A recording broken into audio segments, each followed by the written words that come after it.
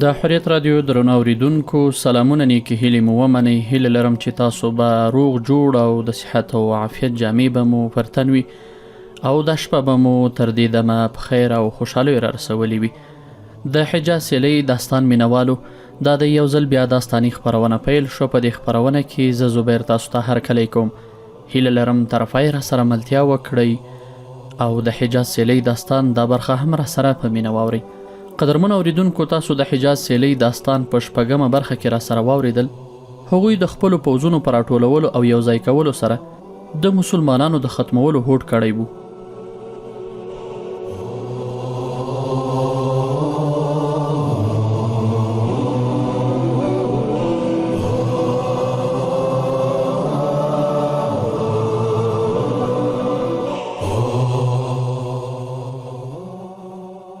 درنو اوریدونکو، تاسو په دې برخه کې را سره اورئ. ټول په دې ښه پوهېدل چې د رومیانو د ورک کولو او تښتولو کوم همت، وړتیا او استعداد چې په خالد بن ولید کې شته، هغه په بل قومندان کې نشته. دا د ځواکونو د مساویوالي او انډیوالۍ جګړه نه وه، بلکې مسلمانان یوازې په ایمان او احساس باندې جنګېدل. حال دا چې په مقابله کې رومیان ډیر زیات وسلې یې نه وې، آسونه یې بې شمېره، د مسلمانانو څخه 10 چنده زیات ځواکونه او طاقت درلوده. د لږو کسانو په وسیله ډیرو کسانو ته د ماتې ورکولو یوازې د حضرت خالد بن ولید کارنامه او شان وو. ټول غازیان په دې اندېښمن وو چې داسې نه چې خالد بن ولید رضی الله عنه د خپلې وظیفې څخه د ګوښه کېدو په سبب د جګړې له ډګر څخه ولاړ شي، چې په دې سره به ټول محاذ کمزوری شي. په داسې حال کې چې هغوی له وړاندې څخه مرستې او کومک ته اړتیا لرله، حضرت ابو عبیده بن جراح ډیر تجربه لرونکی قومندان، ډیر متقی او پرهیزګار انسان وو. د امت د امین لقب له رسول الله صلی الله علیه وسلم څخه ګټلی وو. د جګړې په میدان کې د هغه زړورتیا او برید د ستاینې وړ وو. دښمن په ستونزو کې اخته کولی شو. حکم جوهر د قیادت او مشرۍ چې په حضرت خالد بن ولید کې وو، هغه په بل چا کې نه وو. د حضرت خالد بن ولید د عکس العمل معلومولو لپاره د یوې پیښې یادول اړین دي، او له دې څخه به دا هم څرګنده شي چې د نوي او زاړه قومندان په منځ کې په جنگي وړتیا کې څومره توپیر موجود دی. پیښه داسې وه چې د دمشق له فتح څخه وروسته حضرت ابو عبیده رضی الله عنه غوښتل چې ټولو مجاهدینو ته څو ورځې دمه ورکړي. په داسې حال کې چې رومیانو د ځوابي برید لپاره تیاری نیولو، د حضرت خالد بن ولید د ګوښه کېدو څخه 6 ورځې وروسته یو نابلد سړی حضرت ابو عبیده ته راغی او هغه ته یې وویل، زه عیسائی یم او د یوې پټې خبرې لپاره تا ته راغلی یم. هغه نابلد سړی کېنولو. نابلد عیسائی وویل، د دې ځای څخه لږ لرې یو کلی د ابوالقدس په نامه یادیږي. هلته هر کال میله کیږي. 2-3 ورځې وروسته هلته کلنۍ میله ده. له لرې لرې څخه سوداګران خپل مالونه دلته راوړي. په دې مالونو کې سره او سپین زر هم وي، لال او ملغلرې هم وي. د دې څخه سربیره چې د کومو شیانو دکانونه جوړیږي هغه ډیر قیمتي او ارزښتناک وي. میلې ته یوازې شتمن او مالداره سوداګر راځي. دا د رومیانو میله ده او رومیان ستاسې دښمنان دي او په جګړه کې در سره اخته دي. تاسې 3-4 ورځې وروسته په هغه ځای باندې ناڅاپي یرغل وکړئ، نو ټول مال او دولت به ستاسې غنیمت شي. دومره زیات مال او دولت تاسې له 10 کلاګانو څخه هم په لاس نشئ راوړلی.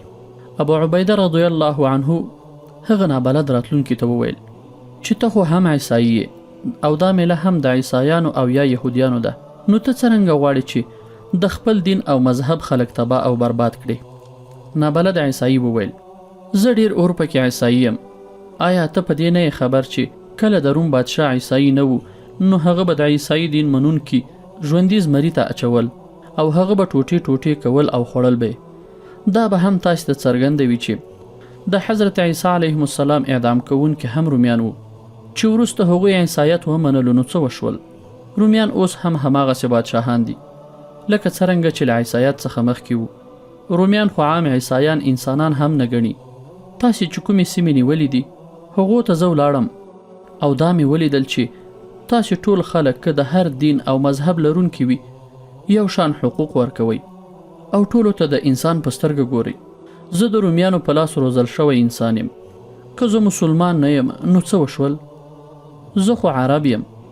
زه د رومیانو غلامی نشم زغملی. لنډه دا چې هغه نابلد عیسائی حضرت ابو عبیده په دې قانع کړ چې د رومیانو په میله ځای باندې برید وکړي. نابلده عیسایي وویل زه به تاسو ته دا ووایم چې د ابوالقدس د کلا شا او خوا د رومي پوځ نوم او نښان هم نشته. د رومي پوځ ځینې ګروپونه په طرابلس کې دي، هغه سمدستي دلته نشي را رسېدلی. هغوی ته خبر ورکوونکي هم څوک نشته.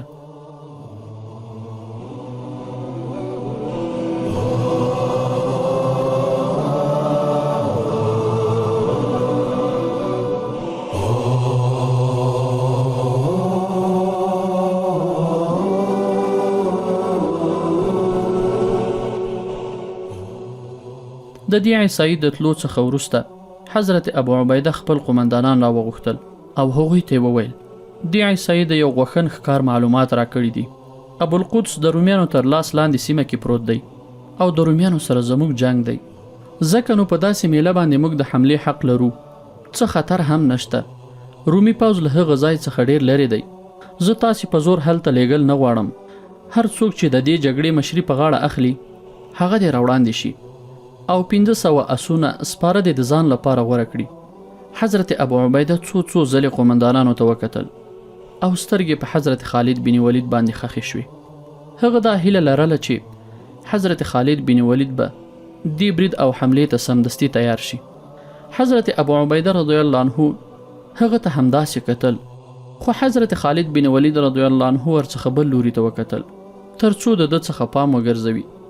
ټول قمندانان غلي او چوپ ناست وو. یو आवाज پورته سو چې زه پسې ورځم. ټولو هغه لوري ته وکتل. ګوري چې یو تنکی ځوان دی چې نوې ږیره په مخ راغلې ده. حضرت ابو عبیده ورته وویل ته تر اوسه کوچنی او بې تجربې ابن جعفره.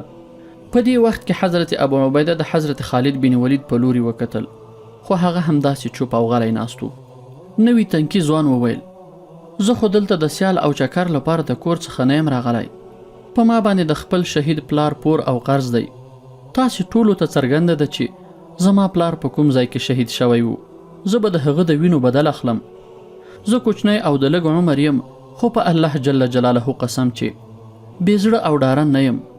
زه تجربه لرونکی نه یم، نو غابي او بې عقله هم نه یم. زما همت او حوصله مه خرابوئ. ما ډېر څه یاد کړي او بیا دلته راغلی یم. تاسې خو وایئ چې هلته رومي پوځ نشته، نو بیا خو تاسې زما لپاره هیڅ اندېښنه مه کوئ. ابو عبیده وویل هو ابن جعفره، زه ستا حوصله ماتول نه غواړم. زه تا ته 500 غوره شوي سپاره درکوم. د هغوی قمندان به ستا په لاس کې وي.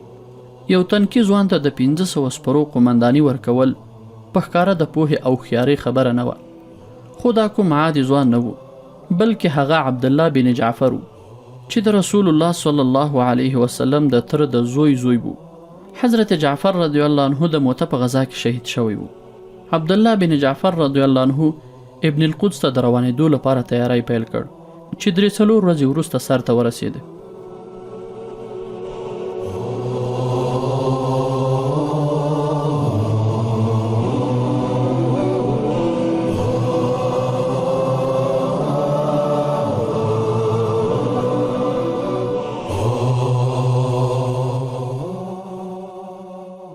درې څلور ورځې وروسته نوی ځوان عبدالله بن جعفر رضی الله عنه د 500 تکړه اسونو او سپرو سره د ابوالقدس په لور روان شو. د هغه سره نامتو او مشهور صحابي حضرت ابو ذر غفاری رضی الله عنه هم ملګری وو. دا ګروپ په 14 د اکتوبر 604 کال روان شوی وو. د شعبان 15 تاریخ وو. سپوږمۍ مکمله وه. دښته بالکل روښانه او رڼه وه. دې ډلې شپه په شپه لاره وهله او چې کله سهار راختلو نو هغوی د ابوالقدس شاوخوا ته رسېدلي وو. حضرت ابو ذر غفاری رضی الله عنه د عبدالله بن جعفر رضی الله عنه غازیان د دې لپاره لرې وځنډول چې دکانونه او بازار خلاص شي. میله د خیمو او تجیرونو او کېږدو یو ښکلې او ښایسته وه. کله چې بازار خلاص شو نو څرګنده شوه چې مالونه څومره ارزښتناک او قیمتي دي. د لمر په راپورته کېدو سره میله د خلکو څخه ډکه شوه. عبدالله بن جعفر رضی الله عنه غازیانو ته حکم وکړ چې میله محاصره کړئ. 500 سپرو خپل اسونه په منډه کړل او ټوله میله یې محاصره کړه. ناڅاپي نږدې 15,000 سپاره پوځي رومیان له کوم پټ ځای څخه راووتل. د سراحي سیلۍ په شان راغلل او مسلمانان غازیان یې محاصره کړل. یو لوري ته 500 او بل لوري ته 15,000 او هغوی محاصره شوي هم وو. غازیانو یو او بل لوري ته محاصرې څخه د وتلو لپاره اسونه وزغلول، خو پوړ په پوړ د رومي سپرو دیوالونه ولاړ وو چې هغوی هیڅ لوري ته هم نه پرېښودل. مسلمانان په ډېر لږ شمېر کې هر لوري ته جنګېدل. 10,000 غازیانو د 100,000 کفارو مقابله کړې وه، خو په هغه صورت کې چې هغوی په جنگي ترتیب او نظم کې وو، ځکه چې هغوی د خپلو تکړه قمندانانو په لارښوونو جنګېدل. خو دلته ناڅاپي هغوی کلک راګیر شول. علامه بلازري او واقدي لیکلي چې دې غازیانو د تېښتې فکر پرېښود او مقابلې ته املا وتړله. هر غازي په خپل سر جنګېدلو.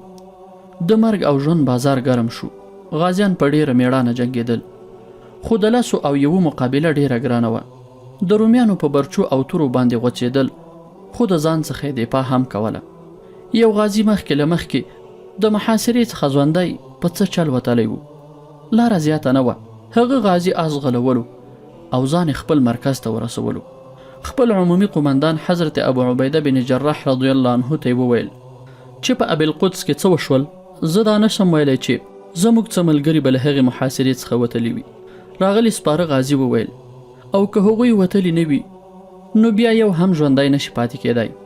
د حضرت ابو عبیده رضی الله عنه د څیرې رنګ تک زیړ شو. اوس هغه په دې پوه شو چې دا یو جال و چې رومیانو ورته خپور کړی و. دا عیسایي د همدې لپاره رالیږلی و چې هغوی وغولوي. میله هغه په لومه کې د دانې په شان استعمال کړه. حضرت ابو عبیده رضی الله عنه د دې سره یوه بله غلطي هم وکړه. هغه دا چې یو نوي بې تجربې ځوان ته د 500 غازیانو مشري ورکړه او هغوی د یو نامعلوم کار لپاره واستول. د دې کار خطر موجود و، ځکه چې ابن القدس د رومیانو تر لاس لاندې سیمه کې و. څه وخت چې حضرت ابو عبیده ته خبر راغی نو ټول قمندانان ورسره ناست وو. ټول ډیر خفه شول. د ټولو سترګې په ابو عبیده باندې ونښتې، خو د هغه سترګې په خالد بن ولید باندې ولګېدې چې یوازې همدی دا محاصره غازیان راخلاصولی شي. حضرت خالد بن ولید رضی الله عنه هم اندېښمن و. حضرت ابو عبیده رضی الله عنه حضرت خالد بن ولید ته وویل د الله نوم واخله او د دې غازیانو د خلاصون لپاره یوه لحظه هم مه ضایع کوه. ته دا کار کولی شي. خالد بن ولید رضی الله عنه ودرېد. وی ویل زه به د الله جل جلاله په مرسته دا غازیان له دې محاصرې څخه خلاصوم. زه ستا امر ته منتظر وم د امت امینه. ابو عبیده رضی الله عنه وویل زه نه پوهېږم چې ولې ما ته تا امر ونه کړ. زه په دې احساس باندې پوهېږم چې ته به خفه وي. خالد رضی الله عنه وویل په الله جل جلاله قسم د امت امینه، که په ما باندې یو ماشوم هم قمندان وټاکل شي زه به د هغه حکم منم. آیا زه دا سپین سترګي کولی شم؟ څوک چې رسول الله صلی الله علیه وسلم د دې امت امین ګڼلی، د هغه حکم او امرونه منم. تاسې ټولو ته معلومه ده چې ما خپل ټول ژوند د اسلام د سرلوړۍ لپاره وقف کړی دی. په دې خبرو د حضرت ابو عبیده رضی الله عنه په سترګو کې اوښکې راغلې. ابو عبیده رضی الله عنه په احساساتي غږ سره وویل د الله تعالی رحمت دی پر تا باندې. ولاړ شه او د خپلو محاصره ورونو مرستې ته ورورسېږه. هیڅ تاریخ دا نه دی لیکلی چې حضرت خالد بن ولید څومره کسان ځان سره ملګري کړل، خو په هر صورت هغه به سپاره غازیان له ځان سره ملګري کړي وي، ځکه چې پیاده کله دومره زر رسېدلی شول. خو دا خبره په تاریخ کې ښکل شوې چې په دې غازیانو کې حضرت درار هم ورسره ملګری و، کوم چې د بربند مجاهد په نامه سره یادېده. ده ته ځکه بربند مجاهد ویل کېده چې هغه به خپل کمیس او خولۍ لرې کوله او بیا به د جګړې ډګر ته وړاندې کېده. دې ډلې مجاهدینو ډیر تیز خپل آسونه ځغلول او لاره یې وهله. هغوی چې کله ولاړل نو د حضرت ابو عبیده رضی الله عنه حالات خراب شو. هغه د الله جل جلاله په وړاندې دعا او ژړا پیل کړه چې خلیفه خو ماته پیغام راستولی و چې ته به د غنیمت په خاطر مجاهدین په خطر کې نه اچوي او هره فیصله به په ښه غور، فکر او مشورې سره کوي. لومړی به د جګړې میدان ګوري او بیا به جګړې ته ورځي. حضرت ابو عبیده ژړل او د خپلو غلطیو بخښنې له الله جل جلاله څخه غوښتله، ځکه چې هغه د خلیفه لارښوونې له نظره غورځولې وې او د یو کافر په خبره یې باور کړی و. یو بې تجربې ځوان یې د لوی او خطرناک کار لپاره ټاکلی و.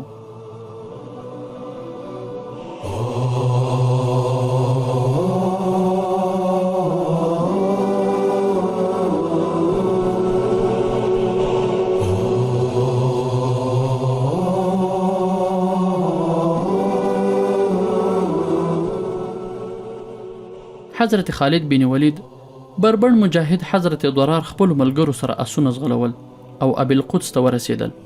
محاصره شوي غازیان ښه په میړانه جنګېدل، خو د رومیانو له خوا څخه کنډو کپر کېدل. حضرت خالد بن ولید خپلو سپرو ملګرو ته وویل د تکبیر اوازونه پورته کړئ. په دې وخت کې د ابي القدس میدان د تکبیر او الله اکبر له نارو څخه په لړزه شو او هر لوري ته د هغې انګازې خپرې شوې.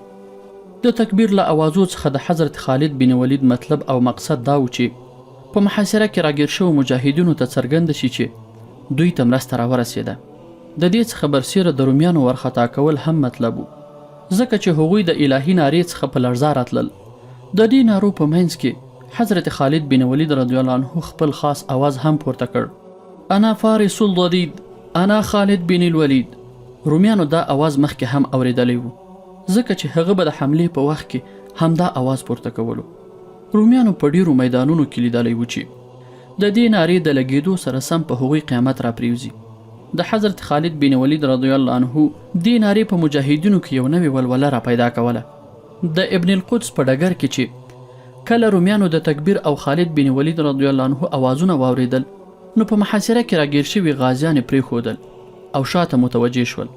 حضرت خالد بن ولید رضی الله عنه خپل سپاره هر لوري ته خپاره کړل او داسې سخته او تیزه حمله یې وکړه چې رومیانو خپل ځان هم سنبال نشو کړی، ځکه هغوی اوس خپله محاصره کې راغلل. هغوی تر دې وخته پورې غازیان شهیدان او زخمیان کړي وو. پاتې غازیانو ته چې کله د خالد بن ولید مرسته راورسېده، نو د هغوی زړونه نور هم راپورته او قوي شول. رومي سپاره په منډه شول او تېښته یې وکړه، خو مړه او زخمیان ډیر په میدان پرېښودل. په دې ډګر کې غازیانو ته هم زیات ځاني زیانونه واوښتل. خپل حضرت خالد بن ولید هم سخت زخمی شو. هغه لومړی د شهیدانو او زخمیانو د وړلو او پورته کولو حکم وکړ او بیا امر وکړ چې د ټولې میلې مال د غنیمت په توګه راټول کړي. کله چې حضرت خالد بن ولید رضی الله عنه خپل مرکز ته راستون شو، نو ډیر زیات غنیمت ورسره و. په دې غنیمت کې په سلګونه اسونه او وسلې هم له رومیانو څخه نیول شوي وو. حضرت ابو عبیده د غنیمت 5مه برخه یعنی خمس د خلافت مرکز مدینه منورې ته واستولو او حضرت عمر فاروق رضی الله عنه ته پوره حالات او پیښه ولیکله.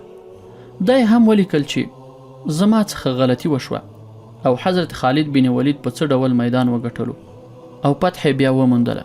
په دې پیغام کې حضرت ابو عبیده د حضرت خالد بن ولید ډیر زیات صفات بیان کړی وو. حضرت ابو عبیده نه یوازې دا چې د ابن القدس د پیښې په هکله د حضرت خالد بن ولید بې کچه صفت کړی وو، بلکې د خپل غلطۍ یادونه هم کړې وه. مبصرین او شنونکي وایي چې د حضرت ابو عبیده رضی الله عنه هدف او مقصد دا و چې هغه یو ځل بیا حضرت خالد بن ولید رضی الله عنه د عمومي قماندان په توګه وټاکي، خو د حضرت عمر فاروق پریکړې او فیصلې کلکې او سختې وي. هغه فیصله د احساساتو په اساس نه بلکې د عقل په اساس کوله. هغه په هره مسئله کې تر ډیره غور او دقت وروسته پریکړه کوله. هغه دا منله چې حضرت خالد بن ولید یو لوی او تاریخي مارشال دی، خو بیا یې دویم ځل ونه ټاکلو.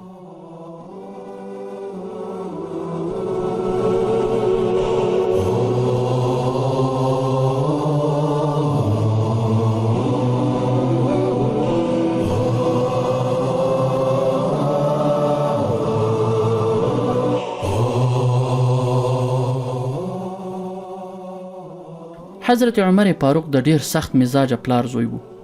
په طبقات ابن سعد کې راغلی دی چې کله عمر فاروق د ځواني عمر ته ورسېده، نو د هغه پلار خطاب ورته د اوښانو څرولو او اوبو کولو کار وسپارلو.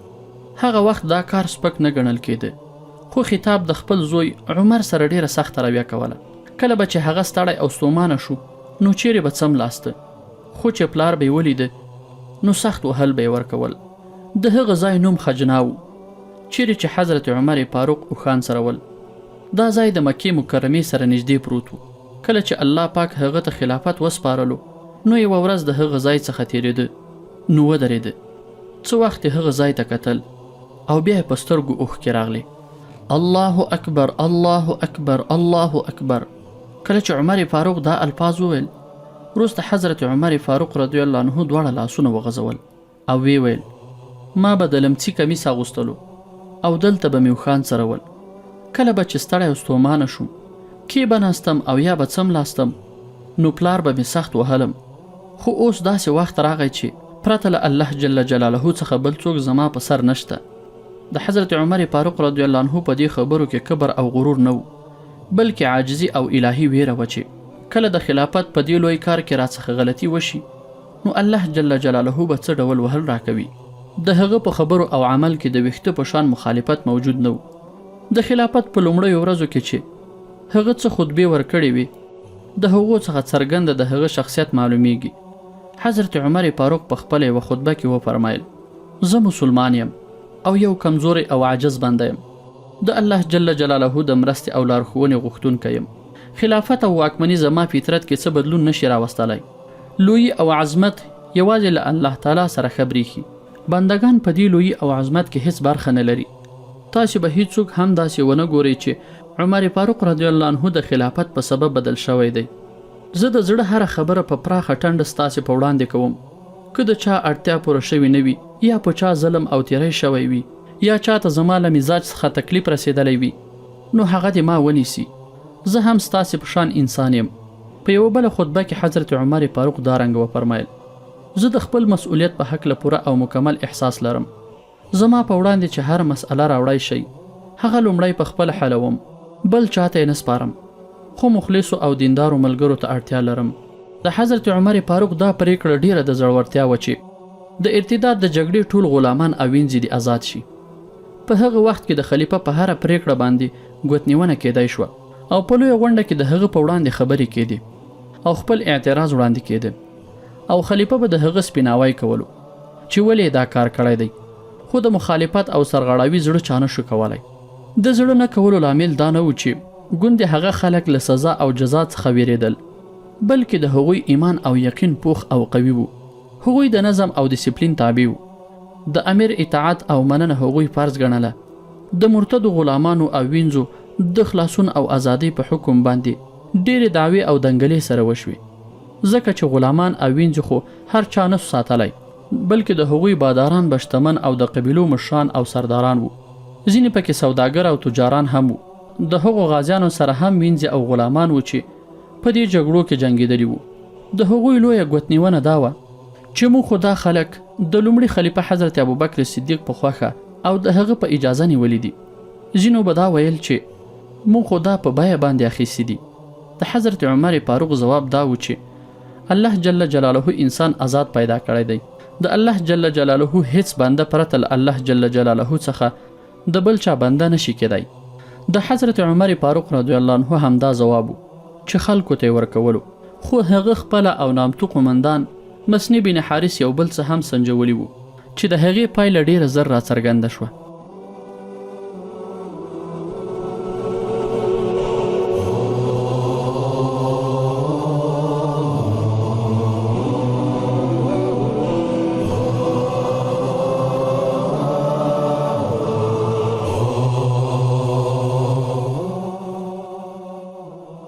د حجاز سیلی قدرمنو مینوالو، دا و د حجاز سیلی داستان اومه برخه چې ما زبیر درته وړاندې کړه. له ملتیا مو نړۍ مننه کوم. تر بلې راتلونکې برخې زه زبیر تاسو ټول په لوی او بخونکي رب سپارم. هر چیرته چې یاست ښاد او آباد اوسئ. ښه شپه، الله مو مل شه.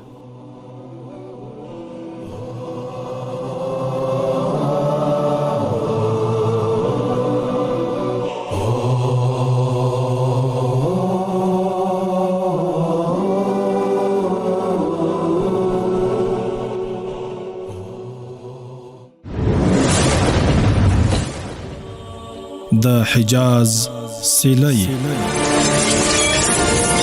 د حجاز له سوځونکو صحراګانو څخه راپورته شوی غږ چې د فارس او روم لویه امپراتوري ولړزوله. یو څو ناپېژاندو څهرو د اسلامي نړۍ تاریخ ته نوې بڼه ورکړه.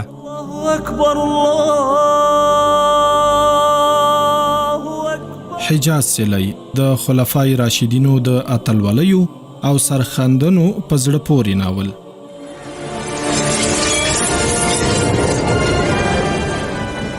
یا د داستاني خپرونه د یکشنبې او دوشنبې په شپه 10 بجې او تکراري چهارشنبه او پنجشنبه د شپې له 10:30 تر 11 بجو اوریدلی شئ. د حجاز سیلی